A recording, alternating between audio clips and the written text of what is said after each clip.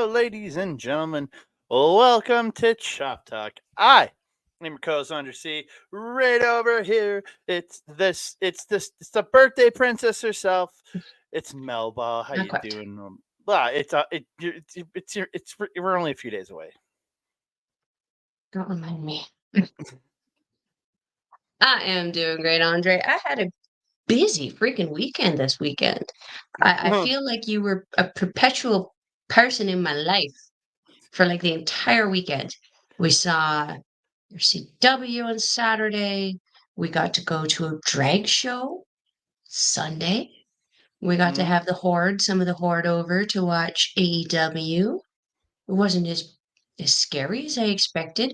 I definitely expected there to be more blood just because it's AEW. I was pleasantly surprised. Yeah, I thought there was a bus crash. There was a flamethrower. The dude being lit on I mean, fire. So I didn't say that there wasn't excessive gratuitous violence, but like there was significantly less blood than I anticipated given the scenarios, situations, and people involved in them. and an But it exploding was a chair. great There was an show. exploding chair on this show. Yeah, that was very random. Scared the crap out of us. Well, me and Kat jumped anyway. How are you Ugh. doing, my friend? I'm doing good. Yeah, it was a long, busy weekend. Yeah, we Mm-hmm. hit up some RCW, which we're about to talk about. Yeah, you pretty much just Mm-hmm. played my whole weekend away.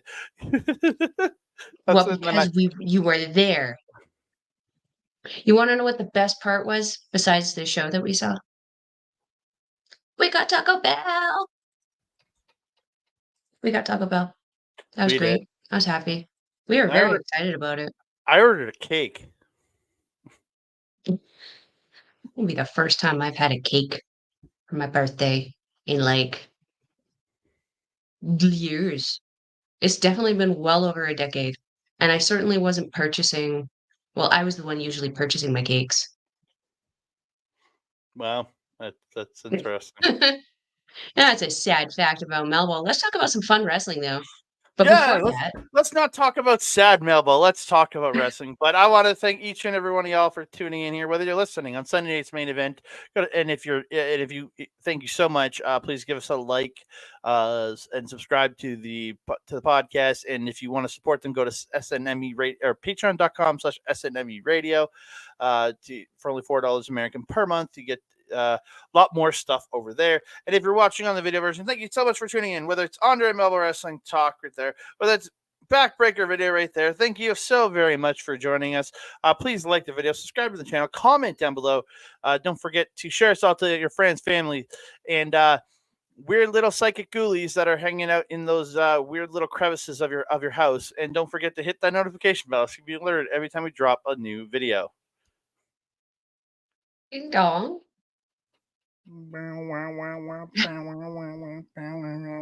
Maybe while you're at it, also contact an exterminator for said weird little gremlins in your crevices. Doesn't sound particularly good.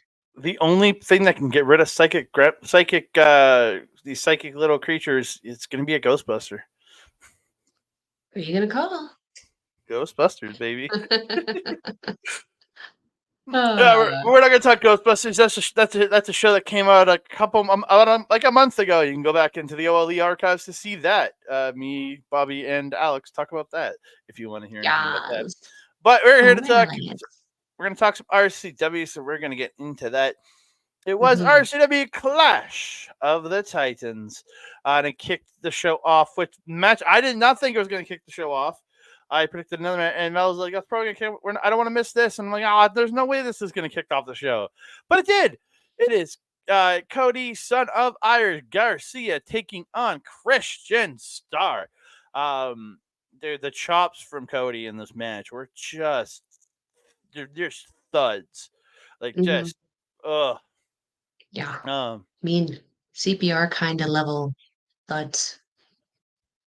Yeah. There is a great just a string spot where Kody gets Starr down into a pin, but then Starr works his way Mhm. back up. He gets Kody down and then just jumps up and double stomps the chest of him. Look, I love that spot. That looked really good. So by pulling out the detonation kick. Yeah. Shades of TJP and Ricochet. I loved seeing that. He gets the Trace Amigos and gets a 2 count out of it. Somebody hits a buckle bomb and the running stomp, but only gets 2. Starr ends up dodging a top rope stomp and gets a tornado DDT, and then falls with a corner splash and the running neck breaker out of the corner for 2. A finish comes where Soyboy goes up, misses the 450, almost just about hitting the lights. Yeah, these lights So hang. close. Ooh. So close. And Starr gets an O'Connor roll on him, but Soyboy kicks out too. So Starr runs into the corner, hops out into the Star Cutter for the win. Yes. This was fun. This is a great way to start off the show. This is the match that I specifically, obviously, went to go see. I'm a very big mark for Soy Boy. I'm very biased towards him.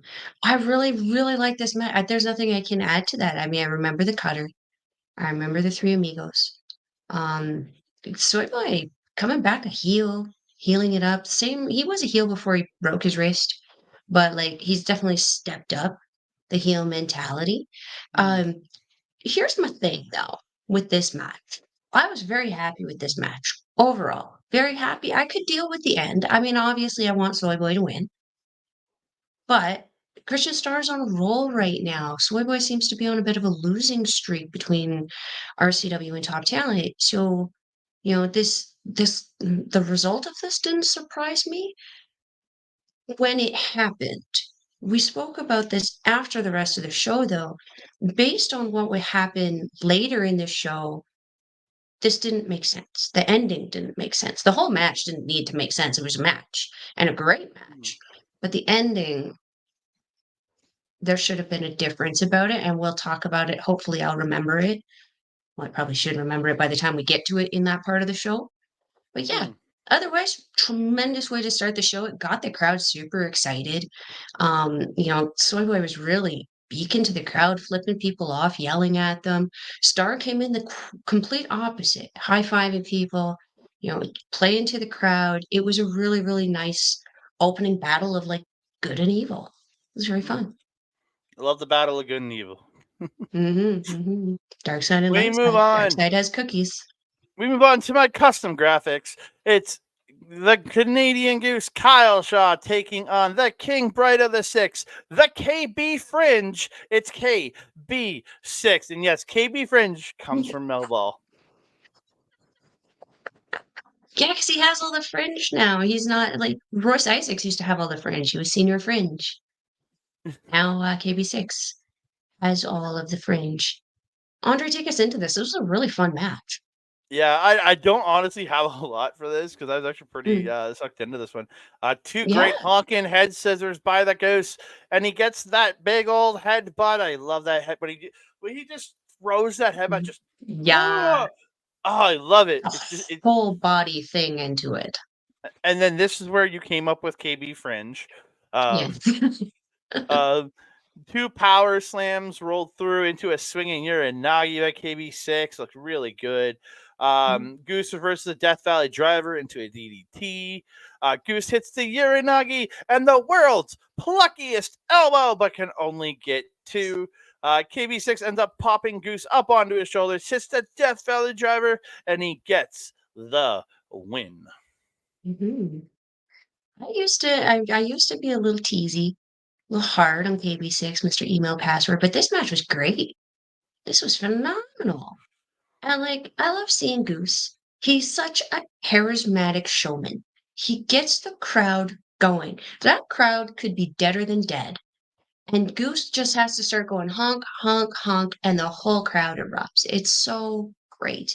KB6 really put Goose through the ringer on this one. Goose also looked phenomenal in this one. I love also at the beginning when Goose was doing his little intro and he found our friend Mandy and put the little feather boa on her. She was just like, oh my God, no, and takes off running, but forgetting she's still got the feathers on her. We could still see you, Mandy, running away, running through the crowd. Yeah. Oh, so fun. This was a great match. This kept the energy going and the ball rolling for me from the first match. Yeah, just Oof. I was gonna say the energy didn't hold on. I'll tell you that. yeah, I think, yeah. Let's just finish up saying Goose did amazing in this. KB6 did amazing in this. This was a great one-on-one match. It didn't have a story in it, which, I love my stories, but they made a story in the match, which I equally appreciate, and they had a great match. I would love to see this again. Heck, I'd love to see them team again. They've teamed Yeah, before, right? I feel like we've seen them team. I'm not sure. Probably at some point they would have to. Again, both big baby faces in the company. I feel like they probably have teamed up at some point. Mhm. I could see them doing something fun. I mean, Yeah, we were talking about Negaduck, Mega Goose. use yeah. But moving on to something that really was just shit. Um, uh, Team Oh Steve, God. Steven Styles, and Steve Wilde. Steve. I'm not even gonna call them by their team name because I just no. Versus Moses Luke and Mustachio. I know I didn't have a picture for, but he was dressed up like Mario, so I got a picture of somebody in a shitty Mario cosplay. Um, wow, this Oh I Lord. like Moses Luke was the only thing that was keeping me slightly into this match. And it was his Mhm. antics from the apron that the way he would loudly be like criticizing things, and that was my entertaining factor of this entire match because the in ring. I'm sorry, I don't know the level that Mustachio is, but it looked really rough. I found Steve beating up on Mustachio just boring and just Mhm. dull and just sloppy, and I hated this. The only saving grace for Steve is that he went a little bit. He went a little bit show at one point with a wrench.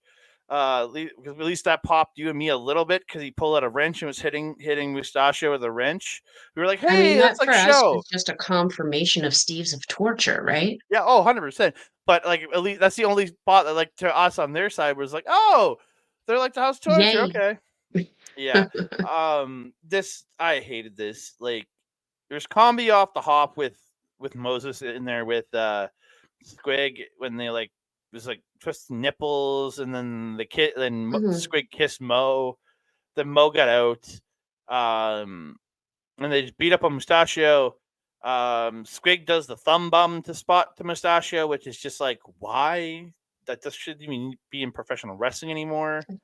I just You no. cannot do that after the legendary one that Liger was involved in. It's hard to follow that. Yeah. There's a spot where Mo gets tagged in, gets a hot tag, comes in wrecking house as a sidewalk slam to Wilde, and then he tags Mustachio back in. And I'm like, what?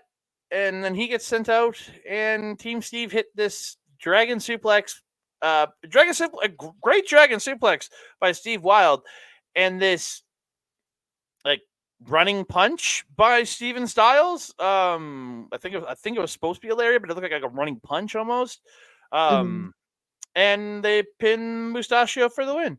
Again, the only part of this match I enjoyed was Mo on the apron because he was in the corner closest to us, so I got to listen Yeah, to we him could be hear him. funny, and Mhm. that actually gave me at least a little bit of entertainment there. But its match was just boring, and I didn't like it. It felt long, like Hmm? unnecessarily long for what it was and what it was giving. Because there's Hmm? no story here. There's no was it a title match even? Yeah, it's I for the don't think tag titles. this was a title match. Fuck. Okay. Okay. We're gonna collect ourselves. Yeah, Moses was the only kind of saving grace in this one, and for the reason that you said, he was very vocal, he was very showy. I did enjoy how he was running around at the beginning, kind of smacking butts. Was the most smacking he kind of did in the match, but was running around smacking everyone's butt. Um, my problem here becomes that again, as I mentioned in videos before, the template of Team Steve is repetitive and redundant. It's like they get in, they alienate one person. Meanwhile, the other person's having a fit on the corner for three quarters of the match. And for most of the time, that Team Steve is fighting, I feel like Steven Styles spends more time on the apron beaking at the crowd and beaking at everybody else than Wilde. Wilde is mostly in the ring. And when he's in the ring, he's like 50% of the time he's showboating. He's not even really functionally doing anything. He's just beating on the person and then, ha, look at me. It's like, I don't care though. And you're not making me care. It's just, it's repetitive. It's the same old shit, just different people. And now it's not family Jules. There's these guys. There needs to be a difference. Like I just saw a poster today that apparently in Calgary, they're getting Stephen Wilde in a singles match. And I'm like, that has the potential to be so much better because he can't tag out to somebody. He can just have this moment to just mark out on himself still being able to be in the ring. But like I I'll say my nice thing because I have to say a nice thing. Steven Styles' purple boots. Obviously, I like the color. They were nice. They look good. But yeah, at one point of this match, I actually was just like, I'm checking out, and I actually started playing a game on my phone because I was just not invested in this. And it felt long. There were other matches that should have been longer on this show that worked, like the next tag match, which should have been much longer given the people involved and the amount of talent that was in that ring at that time. I felt that should have been longer than this. This was bad. This was Yeah. really bad. Request to please stop doing this. Stop doing the repetitive shit. I don't care that they clearly they're champions. They have to be there because that's what we pay as fans to see is their champions. But like we don't need to see these ones that much longer than the other ones. You know, there's more important champions. You know, I would have loved to see Abel Lawless. Mm-hmm. And had this kind of cut in half. I would have loved to see Dean Richter have this cut in half. Yeah, please stop. Yeah. Yeah. I figured that's a lot longer we spent on that match than I thought we were going to. Well, I mean, the complaining was we can complain about it as long as the match was. I feel that would be fair. Yeah. So we move on. RCW Hardcore That's Championship. Colton Kelly versus J Spade. Spade with the triple Northern Lights suplex, then whacks Colton Kelly with this chair. Just like the first time he hit him, it was like, okay. And then he just starts walloping him. I'm like, oh shit. And then Colton gets the chair at one point, just starts just slamming JJ with that chair, just beating the piss out of him. JJ whips Colton into a chair in the corner, and then he follows it up with a Michinoku driver for 2. So JJ sets up a table on the floor, and I'm gonna let a video show you the rest of this spot. Courtesy of who's the video from? Courtesy of Dash in the Park. So, or he's the one that sent it to us. So correct. There we go. Let's play this.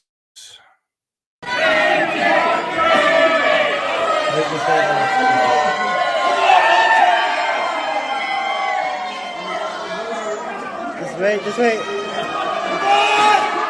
Yeah, I remember that girl. It doesn't get easier every time we see it. Yeah, that hurts. So great dive. Like I thought, phenomenal dive. You just put Colton through the table. That's great. But JJ, oh my god, he started bleeding from his mouth or something after his chin or something after that spot because he, boom, his face off he overshot a little bit but the dive, the move looked spectacular. Just I really felt for JJ on that spot. Yeah, he definitely sky sparkled his face a little bit though. Oh, definitely. But I love the spot, and from our angle, we were like, "Oh, did he overshoot like by a lot?" But it's still the art, his jump and the So the good. dive looks so good, and then he crashes him through. But Mhm. then I fell for him smacking his face. But the dive looks so good, man, and just putting him through the table like that. Oh, such a great spot, man. Yeah. Colton back in the ring gets this snap power bomb for 2, just up, bang, and brings him down. The end of the match he was comes. trying to put him through the mat at that point. Holy heck. He didn't even get him all the way up. He got him halfway point and then just drove him into the mat. Yeah, forced him. Oof. In the end of the match comes JJ with a jawbreaker, but does get hit with a chair bouncing off the rope, and I don't know what I wrote here. He gets a chair bounced into his face, and Colton Kelly gets a roll up he goes for the chair to hit Colton. Colton ducks, he hits the rope, and it comes back into his face. And Colton Kelly opportunistically gets a roll up win. So I can't say in the same situation I wouldn't do the same thing, because why not? Also, I'd be panicked as hell in that situation because I would not want to be there. But yeah. This again, I've been saying RCW has been killing it with these hardcore matches because they have such a potential, depending on who's involved, to get pretty grotesque. Like we have seen some crazy shit from Vince Austin over the years, but lately, like with Sid, we saw him. Well, I saw him face Moses in RCW once at the Norwood Legion. I've seen him now. Who was that other one? Who was the one we saw him face before Colton? I don't remember. It's a fog right now. But since Sid and Colton, PJC. I was there. It was PJC. It was part of one of the members of right. Yes. Yeah. I was. Yeah. Why did I forget that? Anyway, there's been a lot of fear that I've been having, and it's clearly misplaced because these guys are not having these overly grotesque, bleeding, crazy matches for the hardcore championship. They're using weapons, and they're utilizing the weapons in these cool, unique ways that is making these matches exciting without them being grotesque. And I love it. I love it. I fell for JJ in this one too. Because gosh, Danny, he put on such a show, and then he did that dive, and I was just like, "Oh shit, your face!" But then the chair happened. I was like, "No!" But 1, 2, 3, Colton Kelly gets that win, and man, I mean, I'm happy. It sucks for JJ because we like JJ, but I love Colton Kelly, and I love seeing him as champion in this company. I also love how he is really healing it up because he comes out very calm, very straight face, like very focused, but then he just gets right into people's faces, starts yelling at them. He starts yelling at the kids. I love it. It's a perfect heel mentality, and I'm happy to see him back in RCW doing his thing. Heck yes. So we're gonna move on to a three-way RCW International Tag Team Championship match. It's the international tag team titles, not the regular tag team titles. It is Harlon Abbott and Mitch Clark, the defending champions, taking on the Radz, T.Y. Jackson and Rich King, taking on, representing big swinging promotions. They are the Barri-Kings, Barricade and Weston King, with their wonderful manager who said we can't afford him, Gussie Jones. I mean, he ain't lying though. I figured it would be like a hot dog and a pack of smokes is what I figured his rates would be. I mean, you'd have to talk to Gussie. Maybe those smokes are some pretty expensive imported Egyptian smokes or something. I don't know. Everybody attacking. Sorry. Radness. Yay! There's our radness for today. Everyone attacking Barricade at the start. Well, Weston King just stays on the apron, just letting his partner get attacked.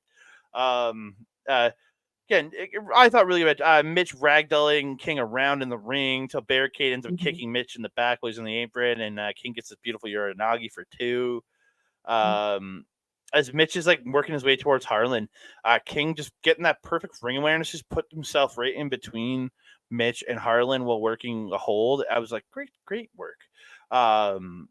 Just a lot of crazy shit. The Radz hit that atomic drop bulldog combo to Weston King at one point. Gussie crotches T-Way up top, and Barri-King ends up hitting a lariat to Rich from the apron. Harlon comes in, taking out Barricade and King. He tosses King into Barricade, having King essentially spear the Barricade.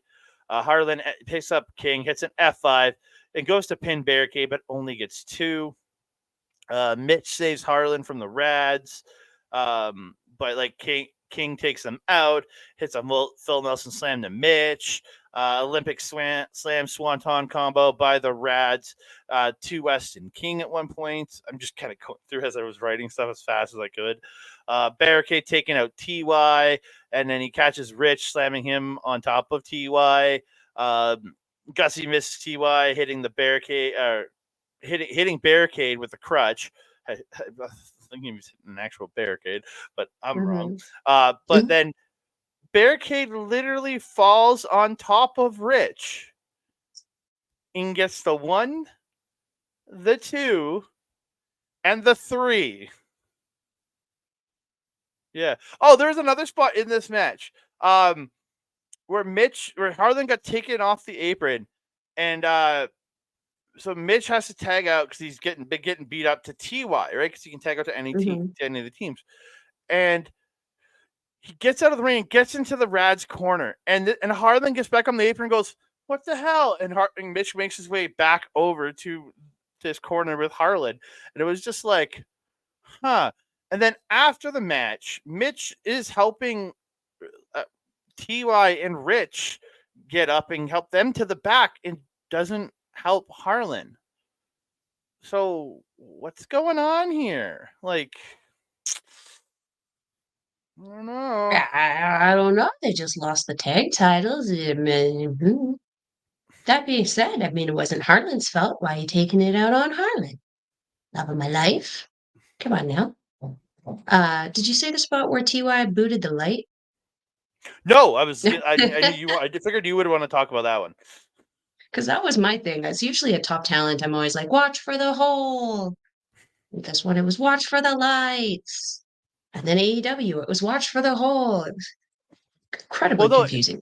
And on this, that was that Olympic slam by Rich into the swanton by TY. When he did the swanton, he ended up kicking the bottom of the light, and it pivoted one of the glass pieces to like part way, and I was like, oh, is that gonna fall? Actually, 2 old guys came in with a ladder and fixed it during intermission. They did, yes, they did. Yeah, you got to hold up the signs that you made for this show on this one, asking Gussie to represent us, and then the Spindly.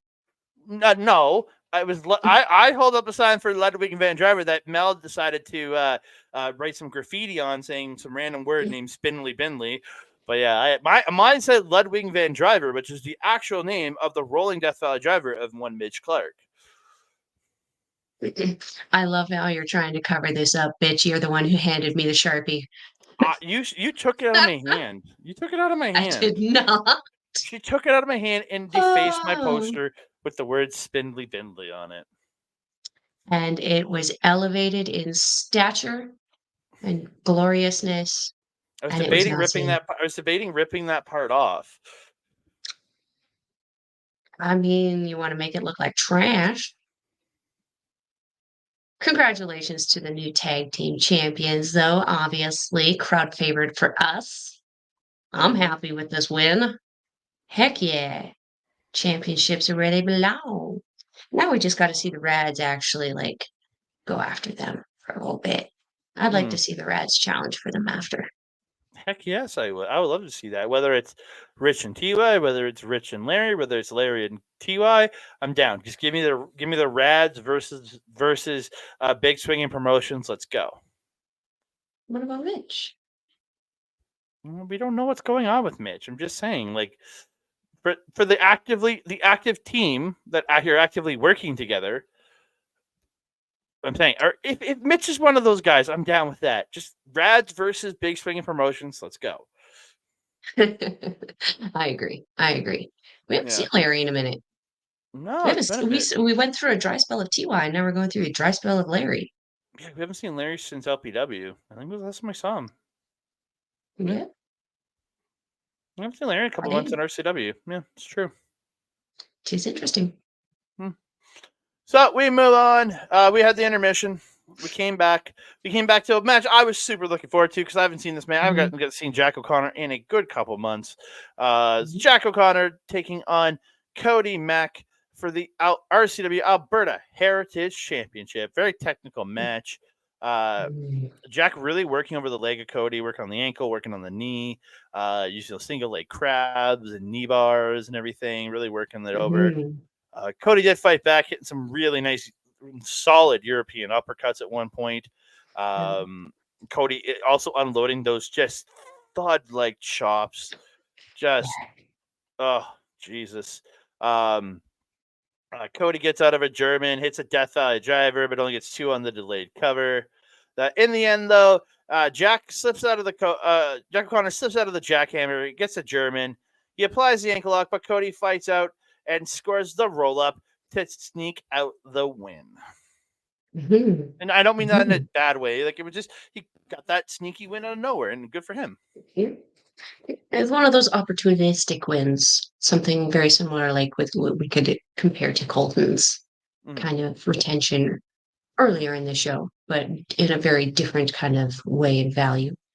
Yeah, this match was exciting. I was excited for this also. It's been a hot minute since we saw Jack O'Connor. I think the last time I saw him was against Cat One Heast when he was able to stay in RCW, which I'm happy about.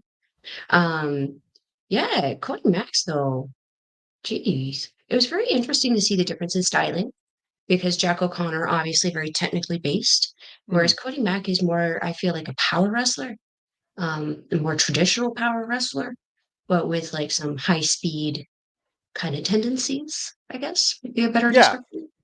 I agree. So like his kind of when O'Connor started targeting his legs, kind of realized that at some point that was going to be a very big problem for him. Ended up pulling it off pretty nicely, pretty slickly. But the post is what we need to talk about.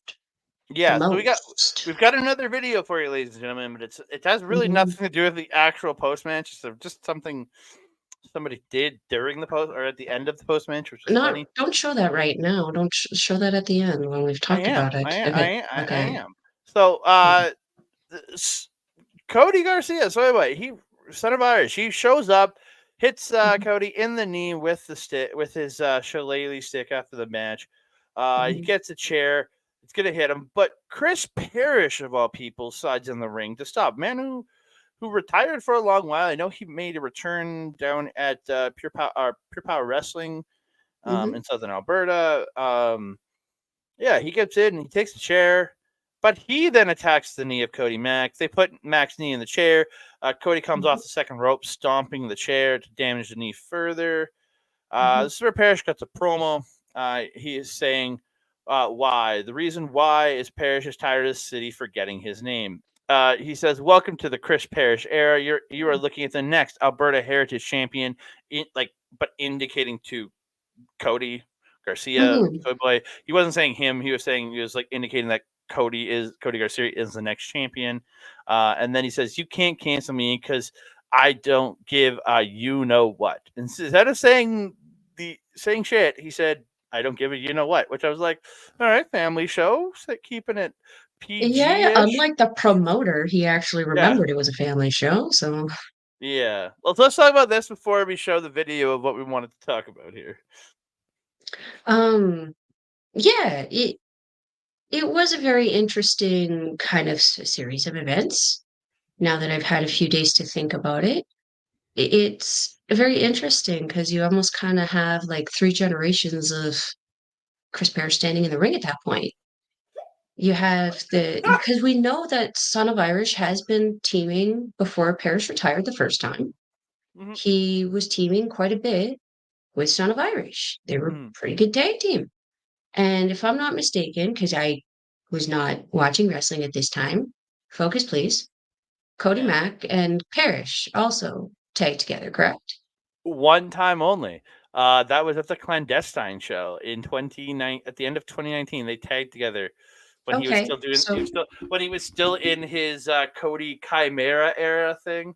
Yeah. But legitimately when they came out, they were like the most like simpatico tag team in their look that I think Alberta's ever had. Because they're well, yeah, both because I had the was leather gonna say jackets. he looks like a younger version before you went off on that tangent there. He looks like a slightly younger version of Parrish, and Cody Soy Boy looks like a younger version of Cody Mack Cody. too. Yeah. So it's like it's three different generations of Alberta wrestling, and it's I don't know why you're laughing at that. It's a compliment to all three of these men. I know, it's just that's something I'm thinking about in my head. Don't worry about it. The promo did confuse me a little bit though, Mhm. because to me, if you're coming back out of retirement and this is your era and this is your time, that's all well and good. Good for you. Let's see how it goes. Why are you promoting somebody else to go after a title that you should probably be going after? Is the story that you're going to get it on Cody and then turn on Cody? Because seems a little counterproductive. I, Um, I, the other thought 'Cause I had, maybe he's coming back to be the next Gussie. no, it definitely sounds like well, maybe. I mean, the hint that I got from it was that he wants to wrestle Mhm. because, you know, no offense, you know, we're sensationalizing Gussie, but in the long scheme of things, Weston King is kind of the guy who's more important. So if we're going to remember someone's name, it's going to be the king. So anyway, um, I don't think he intends to come back to manage Son of Irish because Son of Irish doesn't need a fucking manager. Not right now, anyway. He's doing great on his own. He's got a good enough mouth. He can run his mouth for people like for promos or stuff. He can run his mouth for interviews. He can run his mouth in the ring. He doesn't need that help. I Mhm. feel that it is intended that Parrish intends to wrestle and clearly because he's back in PPW. Mhm. So it would make sense that he would want to. And let's be honest, he loves the sport. You know, he can't stay away clearly, so he's going to do it. It makes sense to me. And I'm excited to see where it goes, and I'm hopeful to see where it goes. It just didn't make a lot of sense to me that Irish was the one hitting Mac. Parrish is cutting the promo about him, Parrish, coming back. This is the era of Parrish. You're forgetting my name, blah, blah, blah. Okay. Oh, and by the way, this guy's going to go after that title because he deserves it. And why? That didn't make Yeah. sense to me. It's like put over one or the other in equal value. He put over himself very well with that promo, but I don't feel that he put over Son of Irish at all. So Son of Irish is going to put himself over. That's not going to be a problem. It just the way it ended up going was a little odd. Mhm. And so looping back to my original thing with the first match, who booked that ish? Who booked that finish? They clearly didn't know that this was happening because if they knew that this was happening, it would make sense that Son of Irish would have defeated Mhm. Christian Starr. Because if I'm looking at the win-loss kind of rate here right now, yes, Son of Irish, he's a good veteran in that ring. He's been wrestling for how long? Kid's been like around for some years. He grew up in this sport. He's broken himself in this sport. He has a lot of wins. But recently, he's been on a losing streak. And now he just lost the same night and he's challenging for a championship. That's not how that should have went.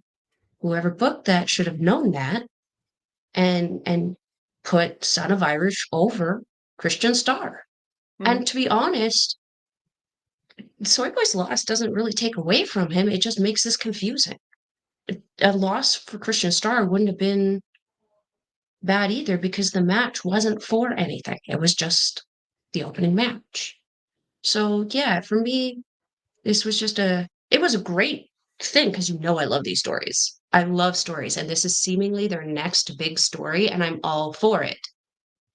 But there was some little nuances that could have been done a little bit better, and it has nothing to do at this point for me. to do with Parrish, Soy, or any of the wrestlers involved. This was a really big booking back error for me. Yeah. But what I really enjoy is just the attitude, because I think both for Parrish and for Soy Boy, I like the personas heel better than I like them face. Because sorry to say, when Soy Boy's a face, he's kind of adorable.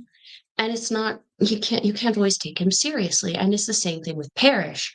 When Parrish is a face, he's kind of like a wallflower. And he doesn't, he's not as aggressive. At least now he's got that edge. And then he has Soy Boy at his back, and he's undoubtedly going to expand. Like when Irishman comes back, he's undoubtedly going to hook up with that group too. So yeah, it's just going to be a very good faction kind of starting here. I just hope that whoever's giving them permission to do what it is that they're doing helps make some better continuity decisions in the future, because this is a big story. It gained this company a lot of views and popularity. They just got to make sure they play it right. Yeah, I agree with you. So I got to give props to Attitude for Son of Irish here. We're going to play a video because this is how his dickheadedness coming out. Oh, yeah. And you told me to make sure I had this video ready, and I got it ready. Fuck yeah. I'm going to play it. So, Soy Boy, it's not my fault if you don't like this video getting out.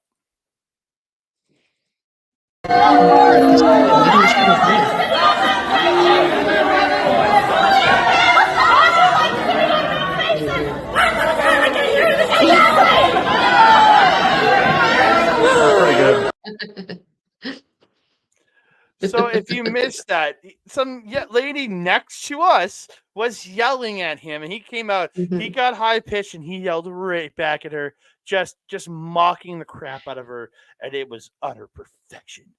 It was absolute perfection. I loved it. It just added to the heelness of the character, and the fact that Parrish just sat there, just straight faced the whole time, holding the title, waiting for him. Like it's funny. Yeah, it works. So good. It was so good. So we're going to move on. Main event of the evening. It is a casket match, and it is a loser leaves RCW match. If you go in that casket, you're not coming back, ladies and gentlemen. It's Rick Jules, the leader of the family Jules, against one of his former acolytes, Dangerous Danny Evans. Danny Evans coming out with some Danny Duggan style hair going on with the frosted tips and everything. We were laughing at that. I apologize.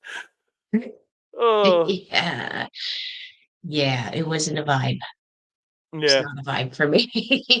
Yeah, again, dude, do you, bro? I'll say what I feel, but do you, bro? If you like it, keep wearing it. I'm not trying to hassle you for it.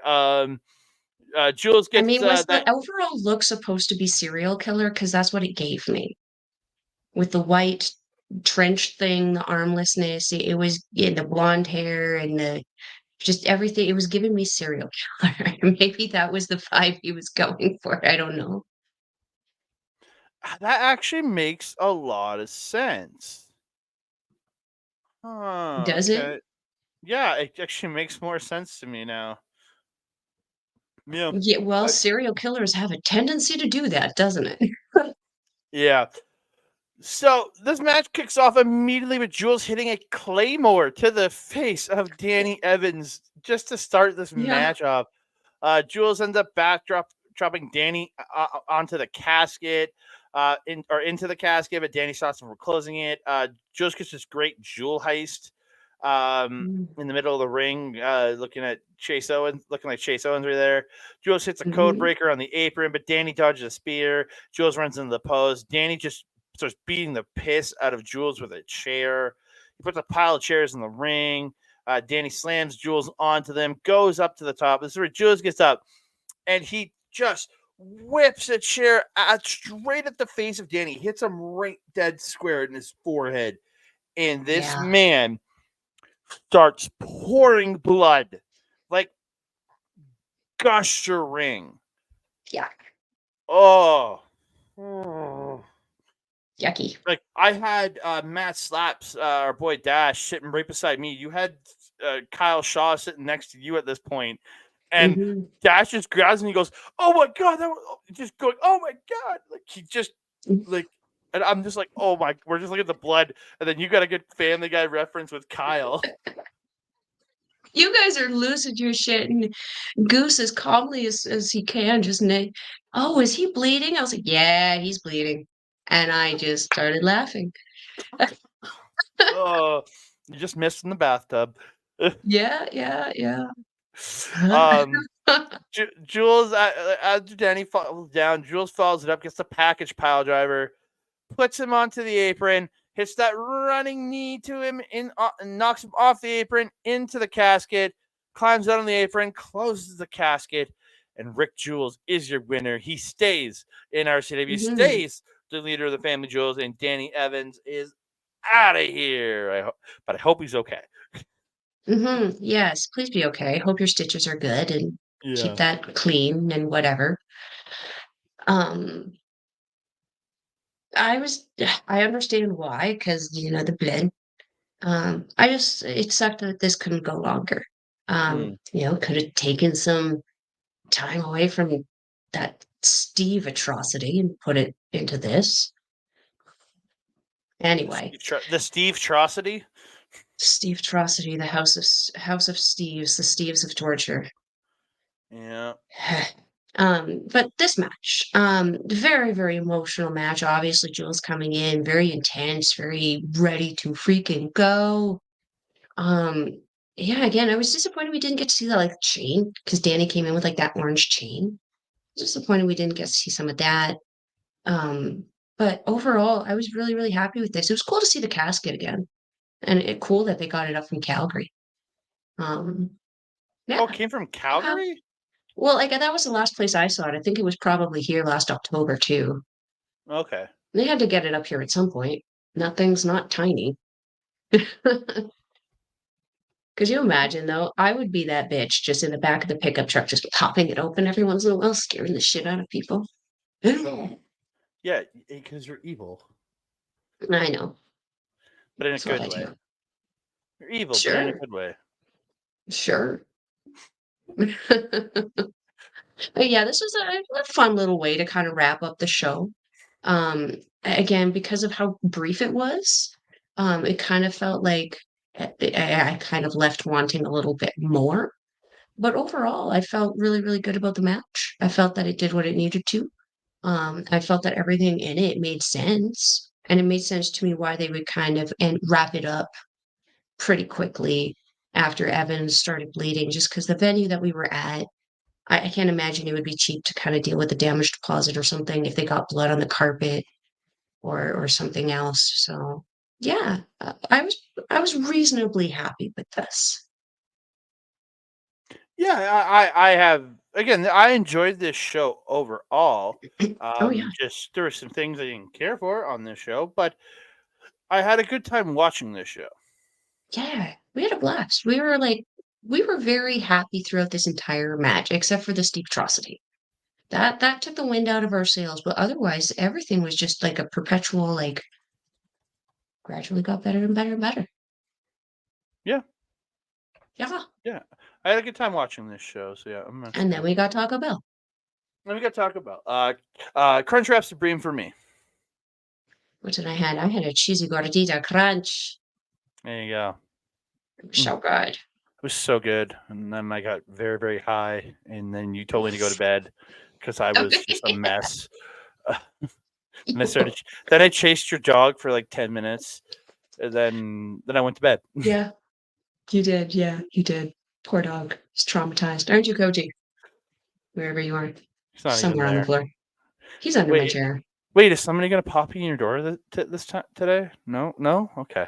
And I sure hope not, because if it does, I'm probably dying. Go back to watch the Love Your Health. The Love Your Health stream on the OLE YouTube page from this past Saturday.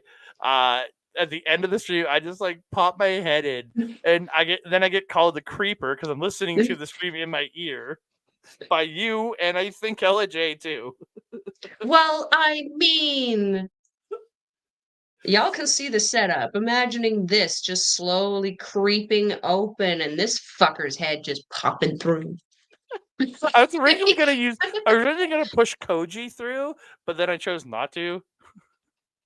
Oh, good times. Good times. Good times. But we've come to the end of another episode of Chop Talk. I want to thank each and every one of you for joining us here on this show. We love and appreciate y'all so very much. I'm gonna first give you. You can find me on the X at that Canada Guy, TikTok, Instagram, and Threads at that Canada Dude. You can find me on Facebook right here, Andre and Melball Wrestling Talk. You can find us on our YouTube page, youtube.com/ at Andre and Melball Wrestling Talk. Hit us up in the comment section. We love talking to you. You can also find us. You can find all their Japanese wrestling content over at SundayNightsMainEvent.com. Hit the RSS feed, get the stuff over there, and if you want to, Patreon.com/SNME Radio. Support them for only $4 American per month. You can go over to our local establishments where you can see all of the stuff that we do over there.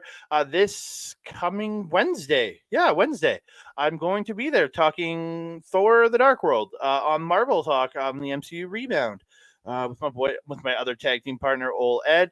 So we'll be there talking that. So there probably won't be a show from us coming out on Thursday because I'll be recording that night with Ed. So we're trying to get caught up on content right now. It's going to be a busy week. Plus, we have to pre-record Japanese wrestling update because that's going to come out on Friday while we're at a show. So more Chop Talk coming next week. Don't you worry. Yay! Yeah, and then I want to give a big, and so you can check them out at Twitch, and on YouTube at our local establishment. Then I want to give a big shout out to our boy Mike the Ref over at youtube.com/@backbreaker video for simulcasting all of our stuff. If you want to see him live, go over to twitch.tv/Mike the Ref every Wednesday, Saturday, and Sunday. He has his AEW watch-alongs there. This past Sunday, it was him and Mick G doing the watch along for the AEW Double or Nothing pay-per-view. That was a great time. Finally got to see what Mick G looked like because I've been talking to that guy for years. Never knew what he looked like. Really? Oh yeah. Check out all that. And there's game content every other day of the week. He's got gaming content, even on the same days doing wrestling. He's got gaming content going on twitch.tv/Mike the Ref. If you want replays of the gaming content, go to youtube.com/@backbreaker_gaming, where you can find content from Mike the Ref, from Mr. PJC, from Rick Jules, this guy right here, Mr. Rick Jules, and their freaking guest, Kayla J. Kayla J. Kayla J. Kayla J. Kayla J. Kayla Kayla J. J. Kayla J. We love Kayla J here. Yes, we do. Melball. Mm-hmm. Where can I find you? If you're wanting to follow a Melball, you can follow her on the X thing at Collins Melball. You can follow her on everything else: Facebook, Instagram, TikTok, Mastodon, and Blue Sky at Melball Collins. You can also find me on our local establishments programming Japanese Wrestling Update, as this guy mentioned, every Friday at 8 p.m. Mountain Time, unless it's not. And then we will let you know on social media. This week's, as Andre mentioned, is going to be pre-recorded because we will be watching Senior Fringe OG, Royce Isaacs at LPW, along with Effie and Alley Catch, challenging for the LPW Tag Team Championships. That'll be great. Alexia Nicole is in the scramble match. So yeah, I don't know who that is, but I'm excited to see her because she looks gosh darn pretty, and those scramble matches are usually really, really, really good. Really good. Mm-hmm. If you're wanting to attend an RCW, yes, Astro Pizarro. You can also find me on Astro Pizarro's YouTube channel. I love you, Astro, where we do our show, Ladies Wrestling Showcase. Oh, we have an episode that we need to record very soon because we got a lot of ish to talk about, lots of stuff going on. So stay tuned to our socials to see when that is coming out. If you're wanting to attend an RCW event, we will leave a link to their Facebook page in the description box down below. It is Real Canadian Wrestling on Facebook. You can go there, check out the event that you want, click to their Eventbrite, purchase your tickets, or you can get into the know with all of the local wrestlers. You can contact one of them for tickets. They're a little cheaper through the wrestlers, also helps the wrestlers out. It helps everybody out to go to the shows just in general, support local. Yeah, we'll leave the link again in the description box below. Andre, My trusted friend and colleague, do you have anything else to say to the beautiful people? Again, just want to say thank y'all for so much for all the great support, whether it's on Sunday Night's Main Event in the audio form, or it's on Backbreaker Video, or on Melball Wrestling Talk. Thank you so very much for all the great support and watching us and checking us out. Please like the video, subscribe to the channel, comment down below. Don't forget to share us out, tell your friends, family, and crazy little friends that exist only in your brain. And don't forget to hit that notification bell so you can be alerted every time we drop a new video. Ding dong. Hello? Hello. Hello. If they already exist in your brain and you're watching it, aren't you already technically sharing it? No, because they're different personalities. So they can each personality can have their own YouTube channel or YouTube account, and then they can each subscribe to us. Right. And that being said, I am your Melball. Over there is Andre. We will see you next time. Mwah.